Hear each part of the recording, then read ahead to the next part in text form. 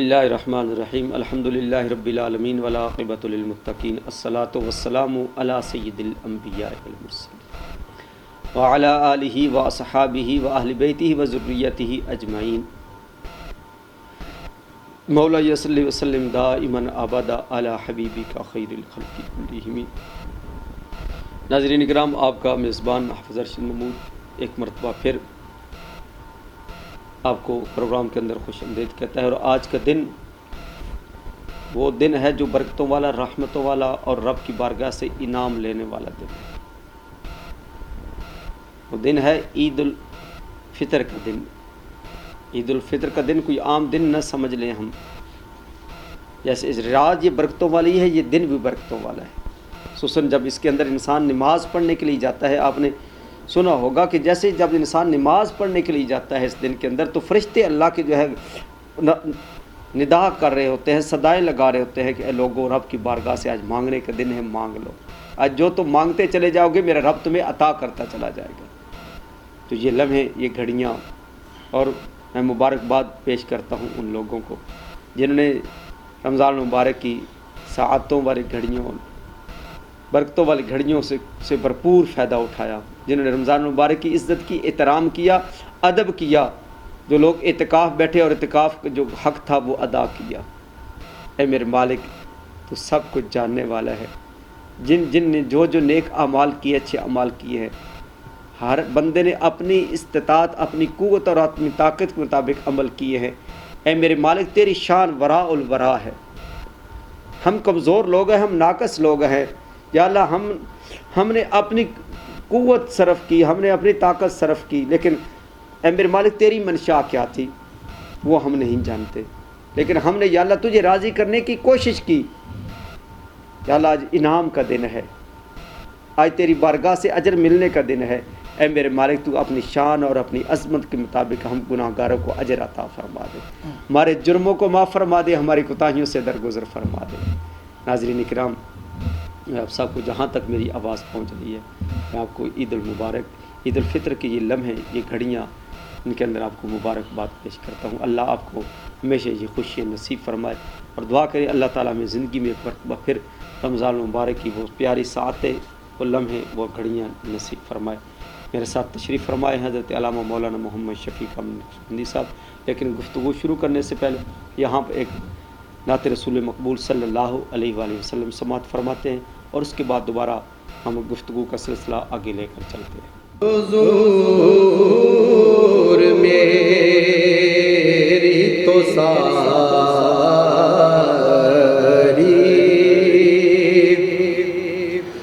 بہار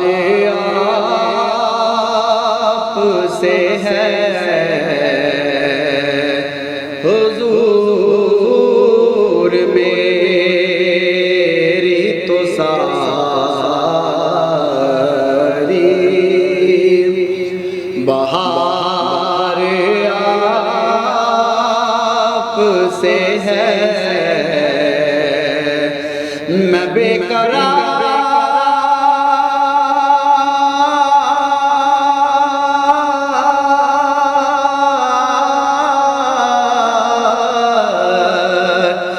میں بے قرار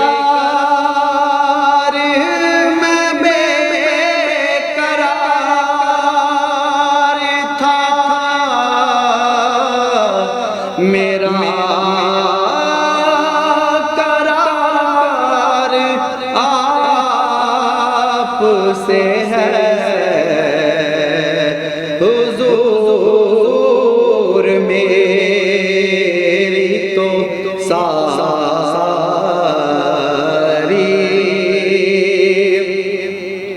بہار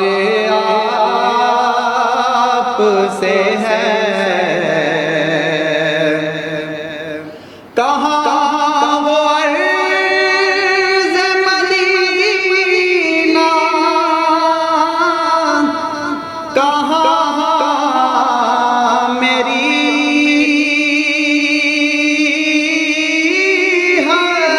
ہستی،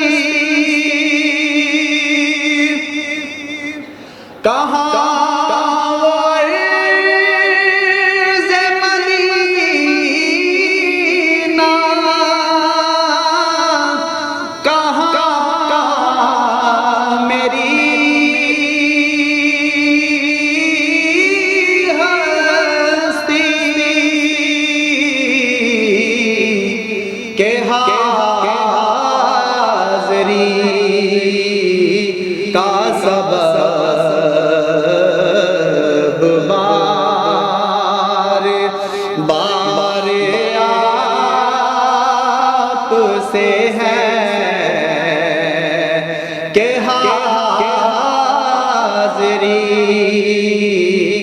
سبب بار بار آپ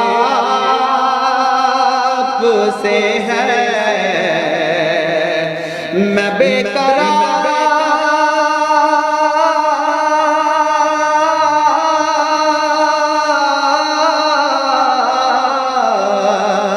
میں بے قرار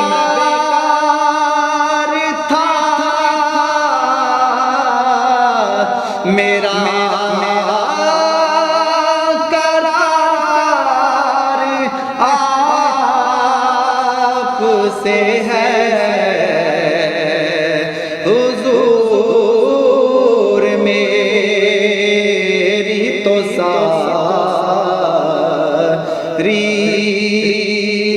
بہار آپ سے ہے، گناہگار ہوا کا بڑی ندامت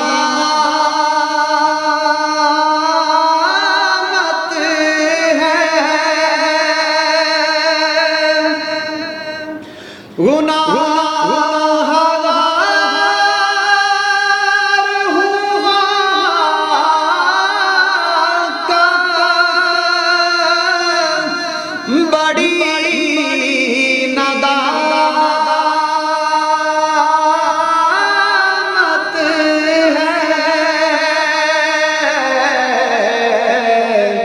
قسم خدا کی یہ میرا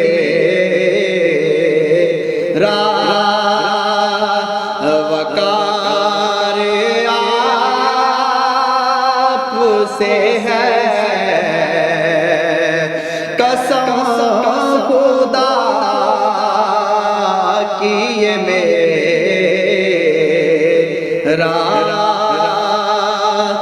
وقار آپ سے ہے، میں بے قرار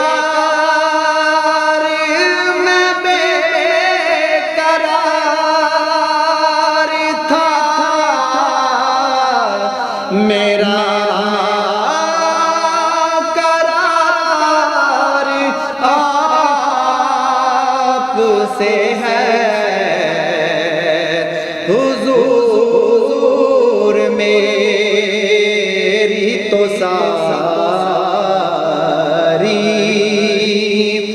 بہار آپ سے ہے، اور میری تو ہستی کیا ہے، میرے غریب نواز، میری تو ہستی کیا ہے،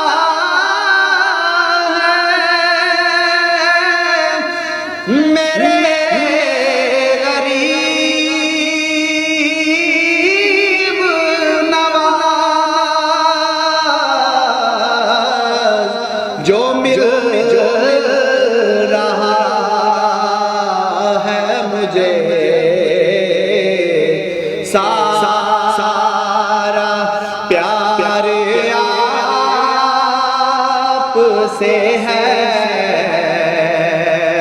جو مل رہا ہے مجھے سارا پیار آپ سے ہے، میں بے قرار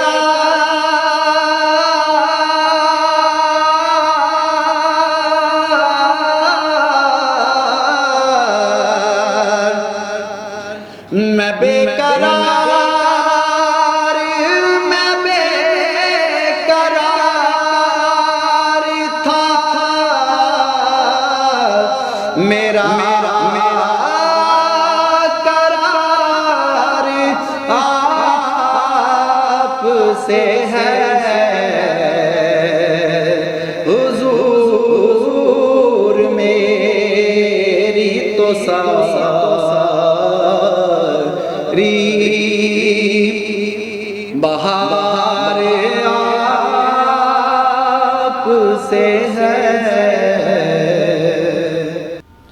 ماشاءاللہ سبحان اللہ۔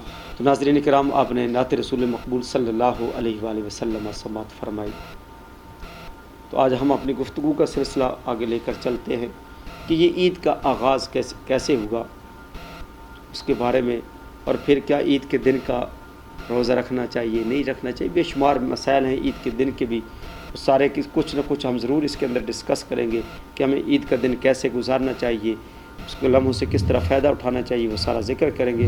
لیکن پہلا جو سوال ہے عمومی طور پہ یہ پوچھا جاتا ہے کہ عید کا آغاز کیسے ہوگا، تو صاحب اس کے بارے میں تھوڑا سا فرمائے کہ عید کا آغاز جو ہے وہ کیسے ہو گیا۔ بسم اللہ الرحمن الرحیم، الصلاۃ والسلام علیکہ یا سیدی یا رسول اللہ وعلی آلکہ واصحابکہ یا سیدی یا حبیب اللہ۔ ناظرین، رمضان مبارک اختتام پذیر ہو گیا، اب عید کی طرف ہم جا رہے ہیں، عید کی ادائیگی کرنی ہے۔ تو عید سے پہلے عید کی تیاری کے جو معاملات ہیں اس کا جاننا ہم سب کے لیے ضروری، تاکہ اچھی طرح تیاری کر کے اس کی برکات سے مستفید ہوا جائے۔ تو اللہ تعالیٰ ہمیں اس کی برکات سے مالا مال فرمائے۔ تو عید کے حوالے سے اس کی جو ہسٹری ہے، تاریخ ہے، یہ کافی دوست پوچھتے ہیں، تو یہ سوال آج یہاں بھی ہوا ہے، تو ہم اس کے بارے میں مختصر سا ہم یہ جانتے ہیں کہ مشکاہ شریف حدیث کی کتاب اس کے باب صلاۃ العیدین میں حضرت انس رضی اللہ تعالیٰ عنہ روایت کرتے ہیں کہ نبی کریم صلی اللہ علیہ وآلہ وسلم جب ہجرت کر کے مدینہ پاک تشریف لائے تو دیکھا کہ اہل مدینہ 2 دن تہوار مناتے ہیں اور کھیل کود کرتے ہیں۔ تو سرکار نبی پاک علیہ السلام نے دیکھ کر فرمایا اور پوچھا کہ یہ 2 دن کیسے ہیں؟ تو لوگوں نے کہا یا رسول اللہ، دور جاہلیت میں ہم ان 2 دنوں میں کھیل کود کرتے تھے۔ تو تب سرکار نبی پاک علیہ السلام نے فرمایا کہ ان دونوں دنوں کے بدلے میں اللہ تعالیٰ نے تمہیں عید الفطر اور عید الاضحیٰ عطا فرما دی۔ سبحان اللہ۔ تو یہ وہ موقع تھا جب سرکار نبی پاک علیہ السلام نے اعلان فرمایا، اور عید الفطر عید الاضحیٰ کی نعمتیں، برکتیں، یہ خوشیوں والے دن اللہ تعالیٰ نے عطا فرمائے، اور اللہ تعالیٰ ہم سب کی خوشیوں کو دوام عطا فرمائے، اور عالم اسلام پر اللہ تعالیٰ رحم فرمائے۔ خوشیوں کے یہ لمحے اللہ ان کے لیے طویل فرما دے، اور اسلام کو اللہ تعالیٰ اور عزت و آبرو عطا فرمائے، اسلام کا بول بالا فرمائے۔ تو یہ عید کی مختصر سی تاریخ تھی کہ نبی پاک علیہ السلام نے ان کو دیکھا کہ وہ لوگ خوشی مناتے ہیں، تو آپ نے فرمایا خوشی ہم بھی منائیں گے، لیکن ہم اس طرح نہیں، ان کی طرح نہیں، ہم اس کے بدلے میں بہتر تمہیں اللہ تعالیٰ نے عطا فرما دیا۔ عید الفطر کا دن عطا فرمایا، عید الاضحیٰ کا دن اللہ تعالیٰ نے عطا فرمایا، فرمایا تم بھی ان دنوں کو مناؤ، ان سے خوشیاں حاصل کرو، اور اپنی زندگی خوشیوں سے بھرپور طریقے سے گزارو، اور اللہ تعالیٰ کی رحمتوں برکتوں کو لوٹو حدود کے اندر، جو حدود اور شریعت نے ہمیں جو پیرا ہمیں دیا ہے اس کے اندر ساری خوشیوں کو سیلیبریٹ کریں، اور خوب اچھے طریقے سے اپنی زندگی سے فائدہ اٹھائے، انجوائے کریں۔ اسلام اس سے منع نہیں کرتا، لیکن بے حیائی، طوفان بدتمیزی، شیطانی حرکات، شیطانی معاملات اسلام کسی بھی موڑ پر اس کے حق میں نہیں ہے۔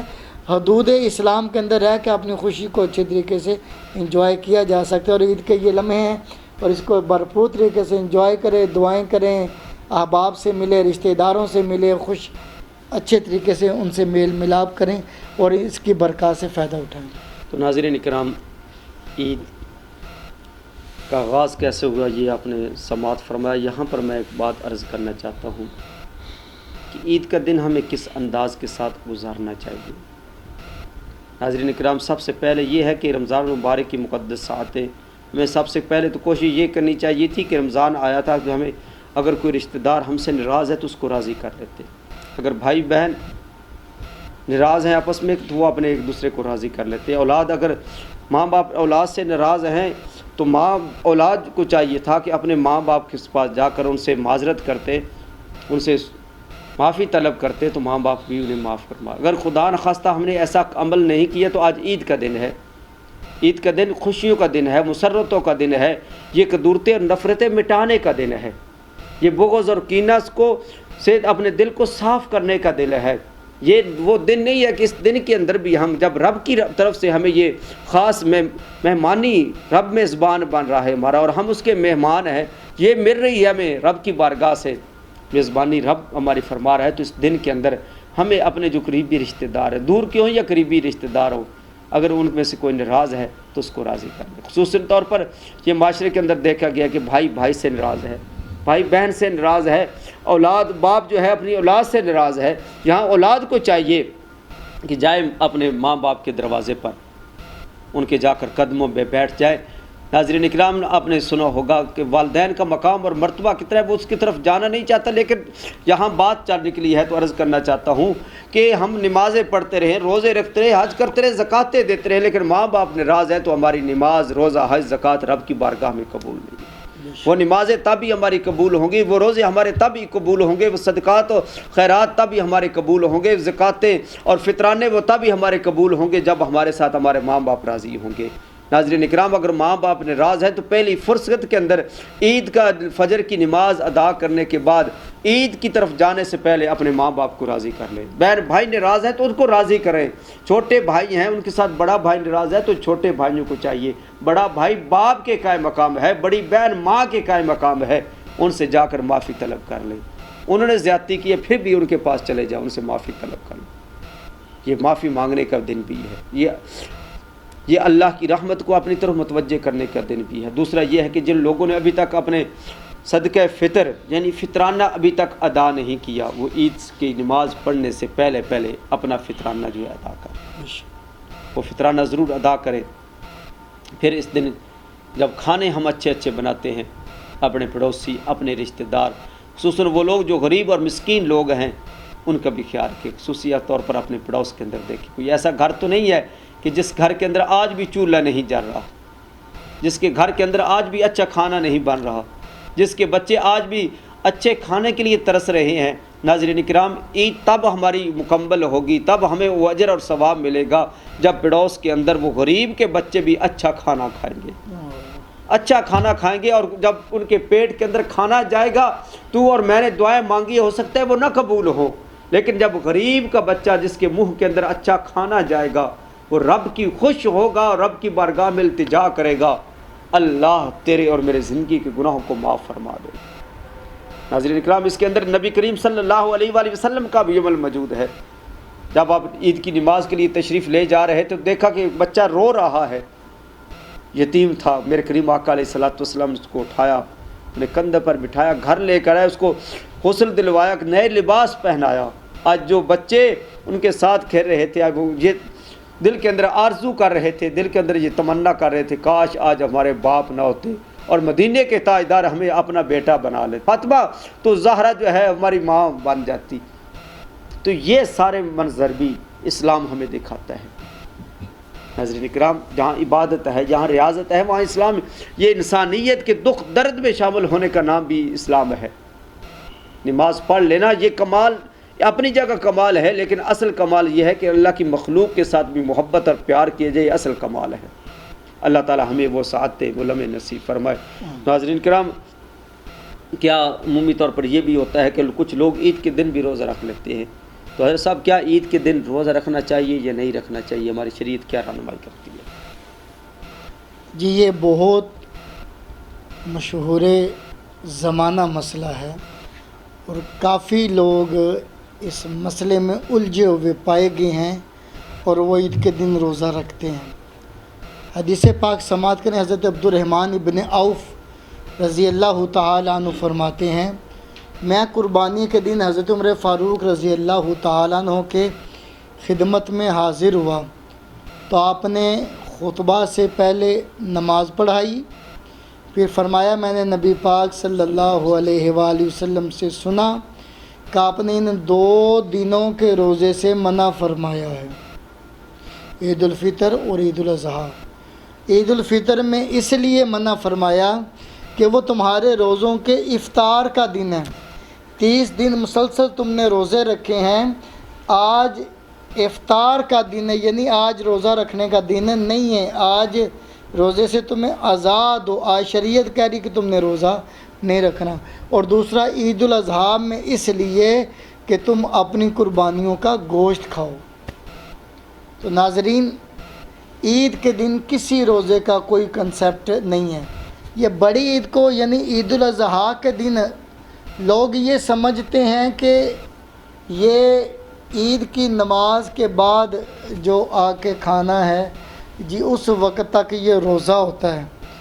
وہ روزہ نہیں ہوتا، بلکہ وہ نبی پاک علیہ السلام نے فرمایا کہ بہتر یہ ہے کہ تم اپنی قربانی کے گوشت میں سے کھاؤ اس دن، اس وقت تک اگر تم بھوک برداشت کر لو تو زیادہ بہتر ہے۔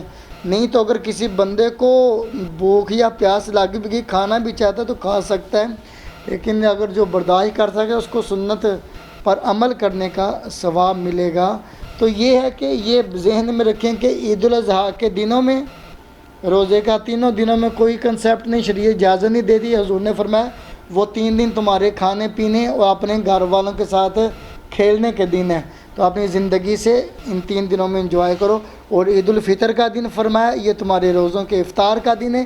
30 دن کے روزوں کے بعد اب تمہیں چھٹی دی جا رہی ہے، اب تمہیں ریلیکس کیا جا رہا ہے، اب تم کھاؤ پیو، اللہ کی نعمتوں سے استفادہ کرو، اور شریعت نے جس طرح کہا اس طرح خوشی مناؤ، خود بھی خوش ہو، اللہ کو بھی راضی کرو، اللہ بھی تم سے راضی ہو۔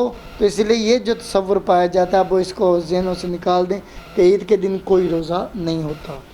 تو ناظرین کرام، عید کے دن کے روزے کے بارے میں آپ نے سماعت فرمایا۔ یہاں ایک مختصر سا وقفہ لیتے ہیں اور وقفے کے بعد دوبارہ آپ کی خدمت میں حاضر ہوتے ہیں۔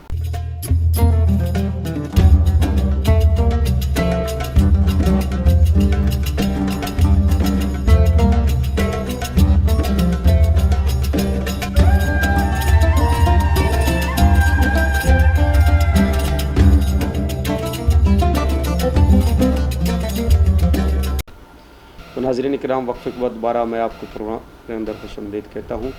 تو بات چل رہی ہے عید کے دن کی کہ عید کے دن کیسا گزارنا چاہیے، کیا معاملات کرنے چاہیے۔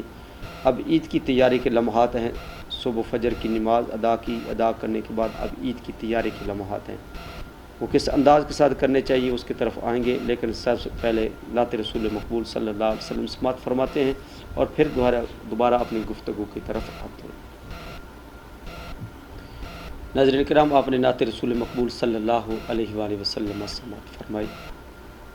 تو بات چل رہی ہے کہ عید کا دن کس انداز کے ساتھ گزارنا چاہیے۔ یہ فجر کی نماز کے بعد ادا کرنے کے بعد اب عید کی تیاری کے لمحات ہیں، تو کس انداز کے ساتھ اس دن غسل کرنا چاہیے، نہیں کرنا چاہیے۔ اگر انسان غسل کر لیتا ہے تو پھر اس کو کیا اجر مل گیا، اگر نہیں کر سکتا تو پھر کیا اس کے ثواب کے اندر کمی آئے گی، نہیں آئے گی۔ تو ایسا صاحب اس کے بارے میں تھوڑا سا آگاہ فرمائیں کہ بعض اوقات لوگ غسل نہ کرنے کی وجہ سے عید کی نماز چھوڑ دیتے ہیں۔ کیا یہ عید کی اس وجہ سے کہ غسل نہیں کیا تو نماز چھوڑ دینی چاہیے یا نہیں چھوڑنی چاہیے، اس طرح ہماری شریعت کیا رہنمائی کرتی ہے؟ دیکھیں، اس دفعہ غالباً عید جو ہے جمعہ کے دن آ رہی ہے، تو جمعہ کی بھی برکات ہیں۔ جمعہ کے غسل کے بارے میں کہا جاتا ہے کہ نبی پاک علیہ السلام کی حدیث کا مفہوم ہے کہ جمعہ کا جو غسل ہے وہ انسان کے پورے جسم، اس کے ایک ایک بال اور ایک ایک ناخن کے نیچے سے گناہوں کو نکال کے لے جاتا ہے۔ سبحان اللہ۔ یہ جمعہ کے غسل کی فضیلت ہے۔ تو عید الفطر اور عید الاضحیٰ عیدین، اس دن بھی غسل کرنا یہ نبی پاک علیہ السلام کی سنت ہے۔ اور حضرت ابن عباس رضی اللہ تعالیٰ فرماتے ہیں کہ نبی کریم صلی اللہ علیہ وآلہ وسلم عید الفطر اور عید الاضحیٰ کے دن غسل فرماتے تھے۔ تو اس لیے یہ جیسے میں نے عرض کیا نا کہ غسل کس طرح گناہوں کو انسان کے بدن سے نکال کر لے جاتا ہے، اور جب خود نبی پاک صلی اللہ علیہ وآلہ وسلم نے اس کا اہتمام کیا ہے تو غسل کا اہتمام کرنا چاہیے۔ الا یہ کہ کوئی بیمار ہے، اسے پانی تکلیف دے گا یا نقصان دے گا، کوئی ایسا کوئی عذر ہے تو کوئی حرج بھی نہیں کہ غسل نہ بھی کرے، تو کوئی حرج نہیں ہے۔ لیکن اگر بندہ کر لے تو اس کے لیے بہت فائدے ہیں۔ ایک تو نبی پاک کی سنت کی برکات حاصل کریں۔ بہت سارے بزرگوں کے بارے میں کتب میں لکھا ہے کہ وہ انتہائی بیمار ہونے کے باوجود بھی سخت سردی کے موسم میں بھی، جس میں خون جما دینے والی سردی کے موسم میں بھی بزرگ جمعہ کا غسل نہیں چھوڑتے تھے کہ اس کی اتنی برکات ہیں. جیسے میں نے عرض کیا کہ وہ جسم اور ایک ایک بال اور ناخن کے نیچے سے گناہوں کو نکال کر لے جاتا ہے. تو عید الفطر بھی آ رہی ہے اور جمعہ بھی، اگر جمعہ کو عید بن جاتی تو ڈبل دیکھیں بہاریں ہیں. تو اس لیے غسل کی برکات حاصل کریں اور اس کا ثواب ہاتھوں سے نہ جانے دیں، سستی نہ کریں اور وقت پہ غسل کر لیں. چاہے تو فجر کی نماز کی تیاری کرتے ہوئے اسی وقت بندہ غسل کر لے، اور تاکہ اگلی فجر کی نماز کے بعد آپ کپڑے وغیرہ پہن کے ٹائم پہ تیاری کر کے عیدگاہ کی طرف روانہ ہو جائیں. بہرحال غسل کی برکات ہیں. غسل نبی پاک کی سنت ہے عیدین پہ، تو اس لیے اس سنت کو ضرور ادا کرنا چاہیے. تو ناظرین کرام، اگر کسی وجہ سے انسان سو گیا ہے، لیٹ ہو رہا ہے، تو اب انسان کہے کہ غسل کرتا ہوں، غسل کرتے رہے انسان اور نماز عید چلی جائے، تو یہ عمل درست نہیں ہے.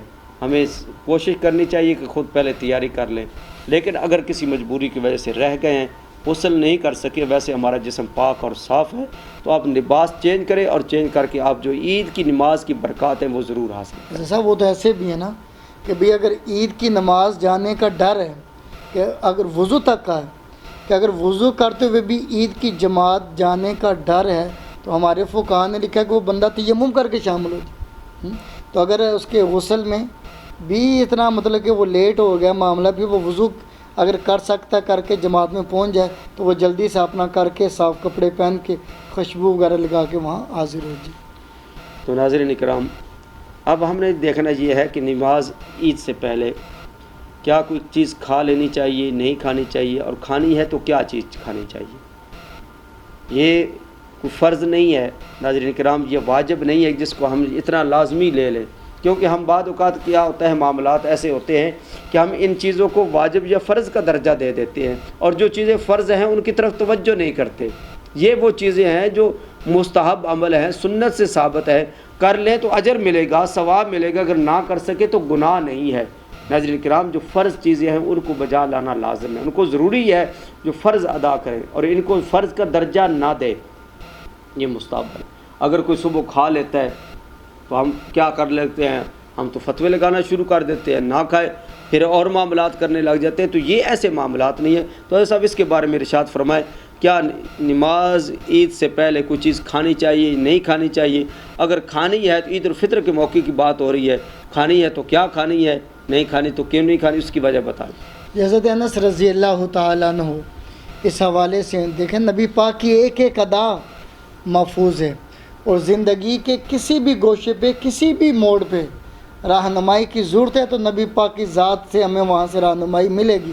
اس لیے رول ماڈل نبی پاک کی ذات ہے. لقد کان لکم فی رسول اللہ اسوۃ حسنہ کا بھرپور مظاہرہ نبی پاک کی ذات گرامی ہے. تو کوئی جگہ اسلام نے اپنے ماننے والوں کے لیے چھوڑی نہیں کہ جہاں پیغمبر اسلام کی زندگی میں وہاں کوئی نمونہ موجود نہ ہو. تو دیکھیں، سرکار نبی پاک علیہ السلام کے صحابی خادم خاص حضرت انس رضی اللہ تعالیٰ عنہ بیان کرتے ہیں کہ نبی کریم صلی اللہ علیہ وسلم اس وقت تک عیدگاہ تشریف نہ لے جاتے عید الفطر کے دن جب تک چند دانے کھجور کے نہ کھا لیتے. چند کھجوریں کھاتے. اور ساتھ ایک روایت میں یہ بھی ہے کہ حضرت انس کا فرمان علی شان ہے کہ طاق عدد میں جتنی بھی کھاتے، طاق عدد میں نبی پاک علیہ السلام کھجوریں کھاتے. تو جتنی بھی کھائی جائیں طاق عدد میں کھا کے نماز کے لیے تشریف لے جایا جائے. اور یہ عمل مستحب ہے، سنت بھی نہیں، کیونکہ سنت کے لیے نبی پاک کا عمل کا دوام ہونا ضروری ہے تواتر کے ساتھ. تو یہ مستحب کا مطلب کہ نبی پاک نے 1 2 یا 4 دفعہ کیا ہو اور پھر چھوڑ دیا ہو، صحابہ کرام نے پھر اس کو محبت کے ساتھ اپنا لیا ہو، اس کو لے لیا ہو، تو بہرحال یہ مستحب عمل ہے. کر لیں گے تو آپ کو ثواب ملے گا. اگر نہیں بھی کرتے آپ تو شریعت آپ کو پوچھتی نہیں ہے، آپ سے ناراض نہیں ہوتی، آپ پہ کوئی قدغن نہیں لگائی جا رہی، آپ پہ کوئی تنقید نہیں ہوگی، آپ کے بارے میں کوئی کراہت نہیں ہے. کریں گے تو ثواب مل جائے گا، نہ کریں گے تو کوئی حرج بھی نہیں ہے۔ تو عید الفطر کے دن کیونکہ نبی پاک علیہ السلام نے کیا ہے یہ عمل، تو یہ کرنا چاہیے۔ کھجوریں کھا کے طاق عدد میں آپ عیدگاہ کی طرف چلے جائیں، اللہ تعالیٰ کی رحمتیں برکتیں لوٹیں، اللہ تعالیٰ آپ پہ فضل اور کرم فرمائے۔ تو ناظرین کرام، بات ہو رہی تھی کہ عید سے پہلے کھانا چاہیے نہیں کھانا چاہیے، اس کے بارے میں ذکر کیا کہ یہ عمل مستحب ہے، کر لیں تو اجر ملے گا، نہ کر سکے تو گناہ نہیں ہے۔ اب عید کی طرف جانا ہے تو کس انداز کے ساتھ جانا چاہیے؟ کیا ہمیں پیدل جانا چاہیے یا سوار ہو کر جانا چاہیے؟ شریعت ہماری اس بارے میں بھی رہنمائی کرتی ہے۔ لیکن ناظرین کرام، یہ سارے عمل جو بتائے جا رہے ہیں یا سنت ہیں یا مستحب ہیں۔ اگر کوئی سواری پر چلا جاتا ہے تو اس کے اوپر یہ نہ فتویٰ لگا دے کہ آپ سواری پر کیوں گئے ہیں۔ کوئی پیدل جانا چاہتا ہے تو پیدل چلا جائے، اس کا اجر اس کو ملے گا، ثواب اس کو ملے گا۔ سواری پر گیا ہے تو اس کی کوئی مجبوری ہے، کوئی معاملہ ہوگا، چلا گیا تو کوئی ایسا معاملہ نہیں ہے کہ جو ہم ایک چیز کو اتنا پختہ کر دیتے ہیں، اتنا مضبوط کر دیتے ہیں، جو سواری پر آ گیا جی اس نے تو یہ پتہ نہیں کون سا جرم اور کون سی خطا کر رہی ہے، ایسا کوئی معاملہ نہیں ہے۔ تو ایسا اس بارے میں ارشاد فرمائے، کیا عید کی نماز کے لیے پیدل جانا چاہیے یا سواری پر جانا چاہیے؟ اگر مسئلے کی ہم نے وضاحت کی نہ سمجھ جائے، اپنے قریب کے جو مسجد کے امام ہیں ان سے مزید رہنمائی لے لی جائے، مسئلے کو سمجھ لیا جائے۔ مسئلے کو سمجھنا چاہیے، اس کی حیثیت سمجھنی چاہیے کہ اس عمل کی حیثیت کیا ہے، فرض ہے، واجب ہے، سنت ہے، تو سنت کی کون سی قسم میں سے ہے، سنت واجبہ میں سے ہے، سنت زائدہ میں سے ہے، مستحب ہے، مکروہات میں سے ہے، کس میں سے کوئی عمل آ رہا ہے۔ تو یہ ساری چیزیں بیٹھ کے سمجھی جا سکتی ہیں کہ ان کی حیثیت کیا ہے۔ دیکھیں حضرت مولا علی کرم اللہ وجہ الکریم نے فرمایا کہ نماز عید کے لیے پیدل چلنا اور نماز سے پہلے کچھ کھانا یہ سنت ہے۔ مولا علی پاک نے کہا کہ یہ سنت ہے، یعنی یہ تواتر سے نبی پاک سے حضور کا مداومت کرنا اس پہ ثابت ہے۔ اور حضرت ابن عمر رضی اللہ تعالیٰ عنہ کے بارے میں آتا ہے کہ وہ عید کی نماز کے لیے پیدل آتے جاتے تھے۔ تو اگر کوئی بندہ بہت دور سے آ رہا ہے، دور سے آ رہا ہے، تو وہ اپنی سواری پہ آئے اور عیدگاہ کے باہر اتنی دور کھڑی کر دے کہ جہاں سے وہ چند قدم چل کے عیدگاہ میں جائے، ٹھیک ہے نا، تاکہ سنت پہ عمل ہو جائے۔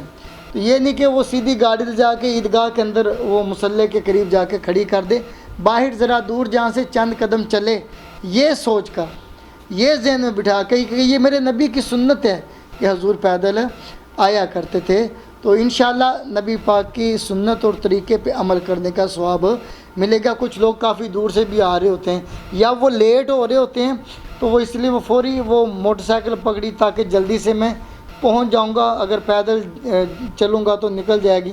تو ایسی صورت میں بھی شریعت کی طرف سے اسے اجازت ہے کہ مقصد کیا کہ عید کی نماز میں شرکت ہے۔ اور بہت اچھا ہے کہ ہم تیاری پہلے کر لیں، وقت سے پہلے نکلیں اور حضور کی سنت کی برکتیں، ان کی بہاریں اور اللہ تعالیٰ کی رضا لوٹتے ہوئے ہم چلے جائیں، اور وہاں سے بھی اللہ تعالیٰ کی رضا لوٹ کے واپس آئیں۔ تو دونوں طرح آپ جا سکتے ہیں، پیدل جانا سنت ہے، اگر دور سے آ رہے ہیں تو جیسے میں نے عرض کیا کہ گاڑی پہ آئیں، اتنی دور کھڑی کریں کہ جہاں سے آپ چند قدم ضرور چل کے عیدگاہ میں پہنچے اور نبی پاک کی سنت کا فیض اور نور حاصل کر لیں۔ تو ناظرین اکرام، یہ ذکر کر رہے تھے مختلف مسائل کہ کس طرح نماز، عید کے دن غسل کے بارے میں، پھر اس کے بارے میں کہ کیا عید سے پہلے کو کھانا چاہیے نہیں کھانا چاہیے، پھر کیا عید کے لیے پیدل چلنا چاہیے، سفاری پر چلنا چاہیے۔ تو یہ ساری چیزیں جیسے ذکر کی ہیں، یہ فرض یا واجب کا رتبہ نہیں رکھتی، کہ فرض یا واجب کا رتبہ اور مقام نہیں رکھتی، ان کو اپنے لیے فرض یا واجب نہ سمجھ لیں۔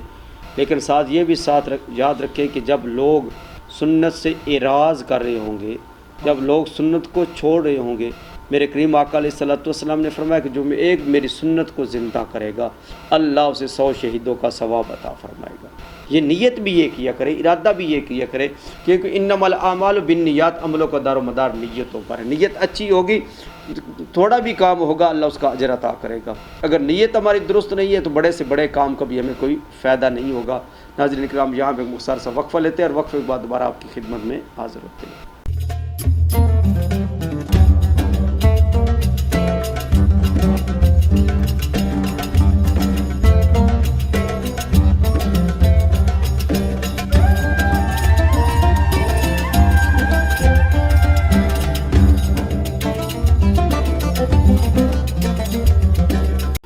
नाज़रीन इकराम, मैं आपको दोबारा प्रोग्राम के अंदर खुशामदीद कहता हूँ।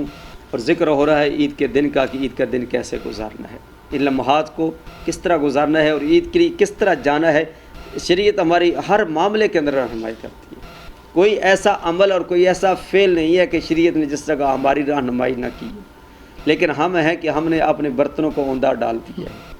हम ऐसी तरफ तवज्जो नहीं करते, हम इस तरफ ख्याल नहीं करते। और नाज़रीन इकराम, नीयत एक ऐसी चीज़ है, बात चल रही थी नीयत के बारे में कि नीयत एक ऐसी चीज़ है कि जिसकी वजह से छोटा अमल भी हमारे लिए बहुत बड़ा नेकी के हिसाब से बन सकता है, बहुत बड़ा। आका अलैहिस्सलातु वस्सलाम के बेशुमार फरमाने वाली शान है। फरमाया अगर तुम किसी भाई की अच्छी नीयत के साथ क्या करते हो, रास्ते की रहनुमाई कर देते हो, तो हो सकता है उस छोटे से अमल की वजह से अल्लाह तुम्हारे गुनाहों को माफ़ फरमा दे। ठीक है। अगर कोई सवारी पर सवार है बंदा, उसकी सवारी नहीं संभाली जा सकती, आप क्या करते हैं, इसलिए कि ये मेरा भाई है, इसको तकलीफ़ हो रही है, अच्छी नीयत और अच्छे इरादे के साथ आप सामान उठा कर रख सकते हैं ऊपर, तो हो सकता है अल्लाह उस अमल की वजह से तुम्हारे गुनाहों को माफ़ फरमा दे। रास्ते पे कांटा पड़ा है, क्या चीज़ है, छोटा सा तो है। फरमाया अगर नीयत तुम्हारी ये है कि मेरे किसी भाई को तकलीफ़ ना पहुँचे, बंदे मोमन को तकलीफ़ ना पहुँचे, रास्ते पे गुजरे वालों को तकलीफ़ ना पहुँचे, आप वो कांटा रास्ते से हटा देते हैं, तकलीफ़ दे चीज़ रास्ते से हटा देते हैं। आका अलैहिस्सलातु वस्सलाम ने फरमाया हो सकता है इस छोटे से अमल की बज़ैर जो तुम्हारी नज़रों में छोटा है, लेकिन रब की बारगाह में उसकी इतनी फजीलत है, कितनी पजीराई हो सकता है मेरा मालिक उस छोटे से अमल की वजह से जो बज़ैर छोटा है तुम्हारे गुनाह को माफ़ फरमा दे। तो इसी तरह जब हम ईद के लिए निकल रहे हैं तो हम सबसे पहले नीयत ये करनी चाहिए, इरादा ये करना चाहिए। जो भी अमल कर रहे हैं, खाने का मामला हो तो आका अलैहिस्सलातु वस्सलाम की सुन्नत समझ कर खाएँगे। आका अलैहिस्सलातु वस्सलाम ने ये अमल फरमाया, सुन्नत समझ कर खाएँगे, पेट भी भर जाएगा, करीम आका की सुन्नत भी अदा हो जाएगी और हमें अजर मिल जाएगा। लिबास पहनने लगे हैं तो लिबास भी सुन्नत के मुताबिक पहने, जो आका अलैहिस्सलातु वस्सलाम को पसंद है। सफ़ेद लिबास आपको पसंद है बहुत ज़्यादा, फरमाया अगर हम सुन्नत के मुताबिक फिर पहनने लगे हैं तो सुन्नत के मुताबिक पहने, कि दाईं तरफ से हम शुरू करें। फिर बाल अपने संवारने लगे हैं तो दरमियान से मांग निकालना ये मदीने के ताजदार की सुन्नत है। आपने दाएं और बाएं से मना फरमाया है, ये यहूद व नसारा के साथ मुशाबत है। फरमाया जब हम ये सुन्नत अदा करेंगे, सुन्नत भी अदा हो जाएगी, बाल भी संवर जाएंगे, करीम आका की सुन्नत भी अदा हो जाएगी। तो यहाँ पर एक बात मैं और अर्ज़ करना चाहता हूँ, जब एक सहाबी रसूल सल्लल्लाहु अलैहि वसल्लम ने मकान बनाया था और आका अलैहिस्सलातु वस्सलाम को दावत दी थी, या रसूलल्लाह तशरीफ़ लाए, और वह उसने एक रोशनदान रखा था। आका अलैहिस्सलातु वस्सलाम ने पूछा ये रोशनदान क्यों रखा है? अर्ज़ की या रसूलल्लाह यहाँ से हवा आएगी। तो आका अलैहिस्सलातु वस्सलाम ने फरमाया था अगर मेरे ग़ुलाम ये तू नियत कर लेता है, ये इरादा कर लेता है, इसलिए रखा है कि मुअज़्ज़िन की अज़ान मुझे सुनाई देगी, जब तक ये तेरा मकान रहता तुझे इसका अजर और सवाब मिलता रहता। ये नीयत की बात कर रहा हूँ। नीयत जब हमारी अच्छी होगी, नीयत हमारा इरादा जब अच्छा होगा, चाहे हम खाने के मामला है, चाहे हम पैदल चलने का मामला है, चाहे गुस्ल करने का मामला है, तो सुन्नत समझ कर ये अमल करेंगे तो हमें दोहरा अजर और सवाब मिल जाएगा। तो यहाँ आगे एक बात चलाते हैं कि ईद के दिन किस अंदाज के साथ हमें ईद की ईदगाह की तरफ आना चाहिए, क्या एक ही रास्ते से हमें ईदगाह की तरफ आना चाहिए, ये रास्ते चेंज करके हमें आना चाहिए। और जब हम ईद की तरफ आ रहे हों तो हमारी ज़ुबानों पर कौन से कलमात होने चाहिए, इसके बारे में थोड़ा सा आगाह फरमा। देखें हज़रत जाबिर रज़ी अल्लाह तआला अन्हु इस बारे में उन्होंने उम्मत तक रहनुमाई पहुंचाई है। आप फरमाते कि नबी पाक ईद के दिन मुखालिफ रास्तों से आते जाते, यानी जिस रास्ते से जाते उस रास्ते से वापस ना आते, दूसरे रास्ते से वापस आते हैं। हिकमत इसकी उलमा ने ये लिखी है एक कि क्योंकि उस वक्त इस्लाम का ज़माना था, दुश्मनियाँ भी थी, मुखालिफिन भी थे मौजूद, तो डर था कि जिस रास्ते से गए कहीं उस वापसी उसी रास्ते से दुश्मन दोबारा कोई हमला ना कर दे, कोई ऐसा मामला ना हो जाए। आज जब अमन का दौर है, अब इस वक्त कोई ऐसा मामला नहीं है, तो फिर भी क्योंकि ये नबी पाक की सुन्नत है, हजूर ने किया है, आप उतना सा रास्ता ज़रा बदल के आप अपने घर को चले जाएं ताकि हजूर की सुन्नत का सवाब हासिल करें। इसके अंदर वो हिकमत हो ना हो, कोई इससे गरज नहीं होनी चाहिए। غرض اس سے ہونی چاہیے کہ یہ میرے نبی کا عمل ہے، میرے حضور نے ایسے کیا، ہمارے آقا نے کیا، تو ہم نے بھی کرنا ہی کرنا ہے۔ حکمتوں میں ہمیں جانے کی ضرورت ہی نہیں، نہ ہمیں حکمتوں کے پیچھے پڑنا چاہیے، اس کے حکمت کیا ہے، اس کا راز کیا ہے۔ راز ہو، حکمت ہو نہ ہو، اصل میں ہمارے نبی پاک نے کیا ہے، ہمارے حضور کا جو عمل ہے، ہمیں غلام ہونے کے ناطے اس کو اپنانا چاہیے، اور تکبیرات کہتے ہوئے جانا چاہیے، اللہ اکبر لا الہ الا اللہ، اللہ اکبر وللہ الحمد۔ یہ تکبیریں ہیں، یہ اللہ تعالیٰ کی بڑائی ہے، شکرانہ ہے، اور اللہ تعالیٰ اپنی بڑائی کو پسند کرتے ہیں۔ تکبیرات کو، ذکر و اذکار کو زبانوں پہ جاری رہنا چاہیے، تاکہ اللہ تعالیٰ کی ذات اپنے بندوں سے اس ذکر کیا خوش ہو، اور ان کا بہت زیادہ صلہ اپنے بندوں کو عطا فرمائے۔ اس لیے اگر متبادل راستہ آپ کے پاس ہے تو آپ کو متبادل راستے سے واپسی کرنی چاہیے، نہیں ہے تو پھر کوئی عرض نہیں، اپنے گھر کے قریبی جا کر اگر کوئی دوسری گلی سے گھوم کے آپ آ سکتے ہیں تو کسی دوسری گلی سے ہو کے، یا کسی اور جگہ سے راستہ تھوڑا سا آپ گھوم کے حضور کی سنت کو ذہن میں رکھ کے آ جائیں گے تو اللہ تعالیٰ آپ کو سنت کی بہاریں اور برکتیں عطا فرما دے گا۔ تو ناظرین کرام، یہاں میرے بات ذہن کے اندر آ کر رہی تھی سنت کے بارے میں۔ سیدنا عثمان غنی رضی اللہ تعالیٰ عنہ نے ایک دفعہ وضو فرمایا، اور وضو فرمانے کے بعد تبسم فرمایا، وہاں پر کوئی ایسی بات بھی نہیں ہوئی۔ تو سیدنا عثمان غنی رضی اللہ تعالیٰ عنہ نے تبسم فرمایا، تو صحابہ نے جب پوچھا تو کہ آپ نے عثمان بھائی آپ نے یہ کیوں عمل کیا ہے؟ کہا کہ ایک دفعہ میں کریم آقا علیہ الصلوۃ والسلام کے ساتھ تھا، میرے کریم آقا علیہ الصلوۃ والسلام نے، دو جہاں کے سردار نے، امام الانبیاء حضرت محمد مصطفیٰ صلی اللہ علیہ وآلہ وسلم نے وضو فرمایا تھا، اور وضو کے بعد آپ نے تبسم فرمایا تھا، اے میرے بھائیوں میں تو اپنے نبی کی اس سنت کو زندہ کر رہا ہوں۔ یہ صحابہ کا طرز تھا، طریقہ کار تھا کہ آقا علیہ الصلوۃ والسلام کی ہر ادا کو اپنانے کی کوشش کرتے تھے۔ ناظرین کرام، یہ سارے جو اعمال ذکر کیے ہیں عید کے بارے میں، یہ سارے کے سارے سنت ہے۔ میں نے کئی دفعہ عرض کیا ہے کہ یہ فرض نہیں ہے، یہ واجب نہیں ہے، یہ سارے کے سارے کچھ مستحب ہیں، کوئی سنت ہے، آقا علیہ الصلوۃ والسلام کی سنت سمجھ کر کرتے چلے جائیں گے، اللہ ہمیں دو جہان کی نعمتیں عطا فرما دے، سرفرازی نصیب فرما دے گا، یہ جہان بھی، اور جو نبی کریم صلی اللہ علیہ وسلم کی سنت پر عمل کرتا ہے اللہ تبارک و تعالیٰ اس کے عمل کے اندر حسن پیدا فرما دیتا ہے۔ ناظرین کرام، ایک اور آخری بات، یہ جو چل رہے ہیں دن، اور محکمہ موسمیات والے بھی کہہ رہے ہیں کہ عید جو ہے وہ جمعہ کے دن آ رہی ہے، تو اس کے بارے میں بھی یہ بڑی ایک مشہور بات ہے کہ جمعہ کے دن اگر دو خطبے اکٹھے ہو جاتے ہیں تو وہ عمومی طور پر بھاری ہوتے ہیں۔ اس بارے میں ہماری شریعت رہنمائی کیا کرتی ہے؟ کیا واقعی وہ بھاری ہوتے ہیں یا ویسے یہ بات لوگوں کی زبانوں پر چل نکلی ہے؟ ناظرین، یہ بہت مشہور عام زبان زد عام مسئلہ ہے۔ تو پہلے تو عید کے دن ظاہر ہے آپ نے تیاری کرنی ہے، مسواک ضرور کریں کہ یہ سنت ہے، دانتوں کی صفائی کا اہتمام کرنا یہ حضور کی سنت ہے، ناخن تراشیں، ٹھیک ہے، اور اپنی صفائی کا اہتمام کریں، غسل کریں، اعلیٰ لباس پہنیں، خوشبو کا اہتمام کریں، نیچر کے قریب جو خوشبو ہو درمیانے درجے پہ وہ لگائیں، نہ بہت زیادہ تیز لگائیں نہ بہت زیادہ ہلکی، درمیانے درجے پہ جو خوشبو اس کا اہتمام کریں۔ اب رہا یہ مسئلہ کہ یہ جو لوگ کہتے ہیں کہ جی دو خطبے ایک دن آ جانا، وہ دن بڑا بھاری ہوتا ہے، بندہ مومن کے لیے بھاری نہیں ہوتا، ایک مسلمان کے لیے بھاری نہیں ہوتا، یہ بھاری اس کے لیے ہوتا ہے جس پہ نماز بھاری ہوتی ہے، کہ بھئی ابھی صبح نماز پڑھی، اب پھر دوسری نماز بھی فارغ نہیں ہوئے تو دوسری نماز کا وقت ہو گیا، اب پھر پڑھنی پڑے گی۔ بندہ مومن تو جتنی بار اللہ کی بارگاہ میں حاضر ہوتا ہے وہ اتنا ہی خوش ہوتا ہے، اس کا وجود اتنا ہی مطلب کہ تر و تازہ ہوتا چلا جاتا ہے، بندہ اتنا ہی فریش ہوتا چلا جاتا ہے کہ اپنے مالک کی بارگاہ میں جوں جاتا ہے وہ تر و تازہ ہو جاتا ہے۔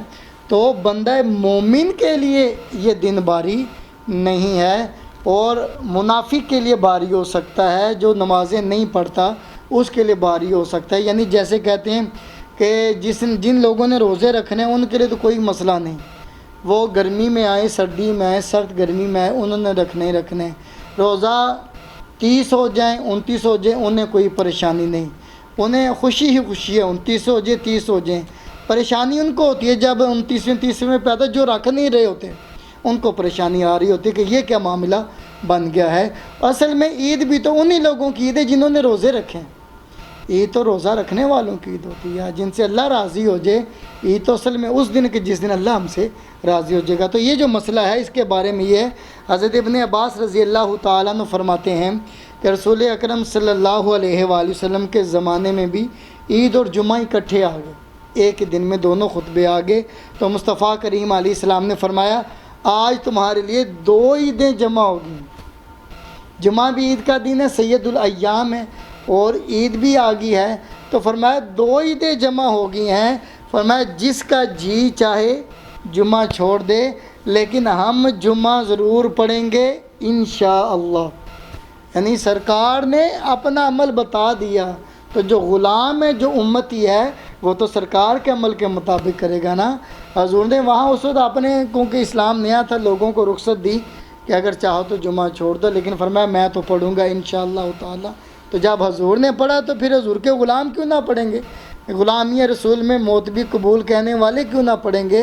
عشق مصطفیٰ کے نعرے لگانے والے کیوں نہ پڑھیں گے؟ جب ہمارے حضور، ہمارے آقا فرما رہے ہیں میں تو ضرور پڑھوں گا، ہم تو ضرور جمعہ پڑھیں گے، تو ہم بھی ضرور جمعہ پڑھیں گے۔ اگر جمعے کو عید آتی ہے، باری نہیں ہے، ہاں باری ہے تو کس طرح کہ اجر و ثواب کے لحاظ سے باری ہے، اجر و ثواب زیادہ اس دن مل جائے گا۔ جمعہ پڑھا، پہلے عید پڑھی تو عید کا ثواب بھی نامہ اعمال میں آ گیا، بعد میں جمعہ آ گیا، پھر جمعے کا بھی ثواب، تو نامہ اعمال باری ہو گیا، نیکیوں کا پلڑا باری ہو جائے گا۔ اور اس باقی جو لوگ کہتے ہیں باری، لوگوں کی جو سوچ ہے ان کے مطابق تو یہ نحوست کے لحاظ وہ معنوں میں لے جاتے ہیں۔ اللہ تعالیٰ معاف فرمائے۔ اللہ کا ذکر جم کرنا، جتنا زیادہ کرنا، یہ کوئی باری نہیں ہوتا، یہ کوئی نقصان نہیں ہوتا، یہ تو زیادہ رحمتیں، زیادہ برکتیں ہیں۔ اللہ کا شکر ادا کرنا چاہیے کہ اللہ نے ہمیں یہ ڈبل خوشیاں عطا فرمائی ہیں۔ اللہ تعالیٰ سب کو عید کی ڈھیروں خوشیاں آپ کو عطا فرمائے، آپ خوش رہیں، ہر آفت، ہر مصیبت، ہر غم، ہر پریشانی سے اللہ تعالیٰ آپ کو محفوظ رکھے، اور یہ عید کے ایام اور بعد کے ایام بھی اللہ آپ کی خوشیوں کو دوام عطا فرمائے۔ آمین۔ ناظرین کرام، آپ نے عید کے معاملات کے بارے میں گفتگو سنی۔ اللہ تعالیٰ ہمیں سب کو عید کی خوشیاں نصیب فرمائے۔ جو لوگ گھروں میں ہیں، جو لوگ سرحدوں کے اندر پر کھڑے ہیں، جو ملک کی حفاظت کر رہے ہیں، جو انتظام کر رہے ہیں، نظامی امور کے اندر ڈیوٹیوں پر کھڑے ہیں، لوگ اپنے گھروں کے اندر خوشیاں منا رہے ہیں، اللہ ان کو بھی اس دن کی برکتیں نصیب فرمائے۔ جو پردیسوں کے اندر لوگ ہیں، اپنے گھروں سے دور ہیں، اللہ تعالیٰ ان کو بھی یہ خوشیاں نصیب فرمائے۔ اللہ سب پر اپنا کرم، فضل، اپنی رحمت، اپنا احسان شامل حال فرمائے۔ اس دعا کے ساتھ اللہ میرے ملک پاکستان کی حفاظت فرمائے، اس کے باسیوں پر اپنا کرم فرمائے۔ یہ جو کرونا کا مرض ہے، اللہ تعالیٰ اس سے ملک پاکستان کو، عالم اسلام کو محفوظ فرمائے۔ ناظرین کرام، یہ کب مصیبتیں آتی ہیں؟ عید کا دن ہے جو عرض کرنا چاہوں گا کہ ہم نے توبہ اور استغفار کا راستہ چھوڑ دیا۔ آؤ توبہ اور استغفار کریں، رب کی بارگاہ میں گڑ گڑائیں، التجائیں کریں۔ وہ مالک ہے، وہ ایک لمحے سے پہلے بھی ان مصیبتوں اور آفاتوں کو دور فرما سکتا ہے۔ اللہ تعالیٰ مجھے بھی اور آپ کو بھی اپنی حفظ و امان کے اندر رکھے، ہم سب پر اپنی رحمتوں کا خاص نزول فرمائے۔ یہ عید کا دن ہمارے لیے خوشیوں کا دن ہے، اللہ ہمیں اس کی خوشیاں سمیٹنے کی توفیق عطا فرمائے۔ خصوصی طور پر سٹی 55، اس کی انتظامیہ، اس کے کارکن، اس کے کام کرنے والے، اللہ سب کو عزتوں سے مالا مال فرمائے۔ انہوں نے رمضان المبارک اور عید کی ٹرانسمیشن تک ہمارا ساتھ دیا، اللہ ان کی رزق عمر کے اندر برکت عطا فرمائے۔ اللہ ہمیشہ یہ نیکی کے کام ان سے لینے کے جو کام کر رہے ہیں، اللہ مزید ان کو نیکی کے کام کرنے کی توفیق عطا فرمائے، اور پیغام حق ناظرین اکرام ہم تک ان کو پہنچانے کے اللہ توفیق عطا فرمائے۔ اس دعا کے ساتھ مجھے اجازت دیجیے اور نعت رسول مقبول صلی اللہ علیہ وآلہ وسلم سماعت فرمائے۔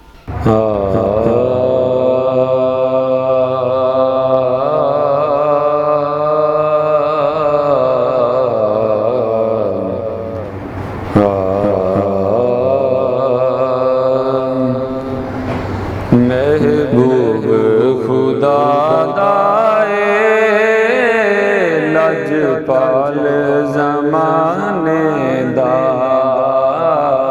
محبوب خدا دائے لجپال زمانے دا محبوب خدا دائے لجپال زمانے دا محبوب خدا دائے لجپال زمانے دا جگ سائی منگتا ہے حسنین دے نانے دا جگ سائی منگتا ہے حسنین دے نانے دا جگ سائی منگتا ہے حسنین دے نانے دا حسنین دے پھل جس دے زہرائے کلی جس دی حسنین نے پھل جس دے زہرائے کلی جس دی کی شان بیان کرا آقا دے گھرانے دا کی شان بیان کرا آقا دے گھرانے دا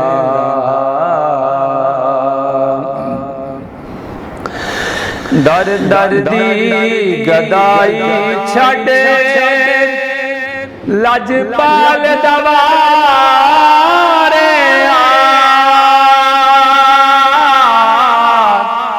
در در دی گدائی چھڑ لجپال دوارے آقائی وسیلہ نے جنت ویچ جانے دا آقائی وسیلہ نے جنت ویچ جانے دا دوزخ نہیں سڑ سکتا میرا عقیدہ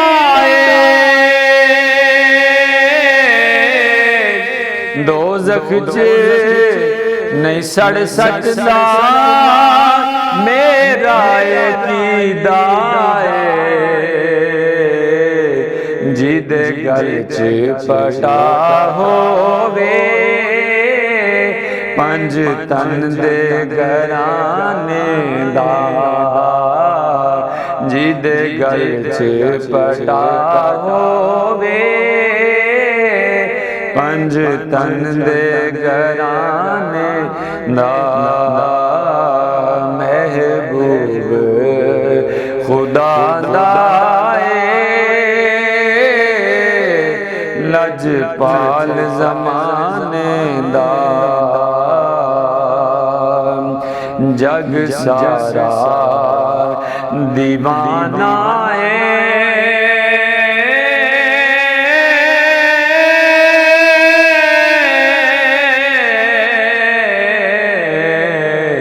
حسنین دے نام